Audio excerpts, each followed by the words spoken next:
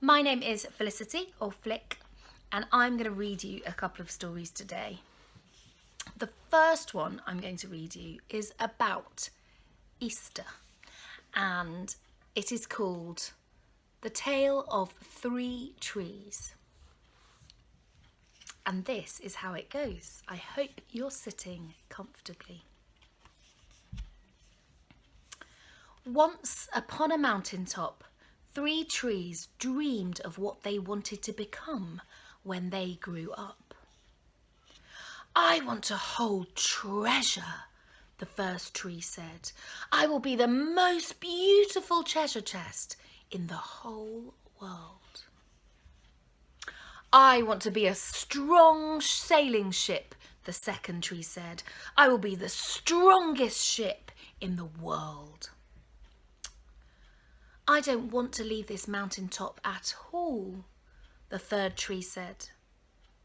"I want to grow so tall that when people look at me, they will raise their eyes to heaven and think of God. I will be the tallest tree in the world." One day, three woodcutters climbed the mountain. With a swoop of the first man's axe, the first tree fell. With a swish of the second man's axe, the second tree fell. And with a slash of the third man's axe, the third tree fell.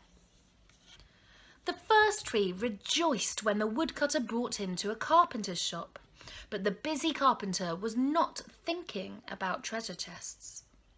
Instead, his work-worn hands fashioned the tree into a feed box for animals.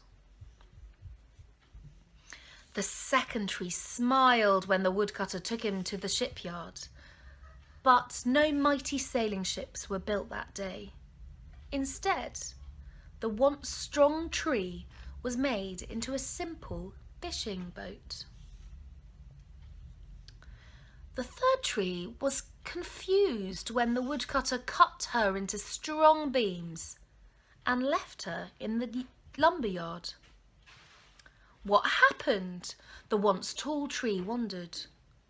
"All I ever wanted to do was to point to God." Many, many days and nights passed. The three trees nearly forgot their dreams. But one night, golden starlight poured over the first tree as a young woman placed her newborn baby in the feed box. And suddenly, the first tree knew he was holding the greatest treasure in the world. One evening, a tired traveller and his friends crowded into the old fishing boat. When a storm arose, the second tree shuddered. But when the traveller stretched out his hand and said, "Peace," the storm stopped. And suddenly, the second tree knew he was carrying the King of heaven and earth. One Friday morning, the third tree was startled when her beams were yanked from the woodpile. She shivered when she was dragged through an angry crowd. She shuddered when soldiers nailed a man's hands to her. She felt ugly and harsh and cruel. But on Sunday morning, when the sun rose and the earth trembled with joy beneath her, the third tree knew God's love had changed everything. It had made the first tree beautiful. It had made the second tree strong.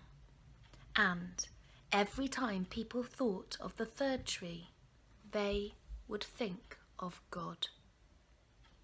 That was better than being the tallest tree in the world. The end. So that's the tale of three trees, which is all about Easter and Jesus.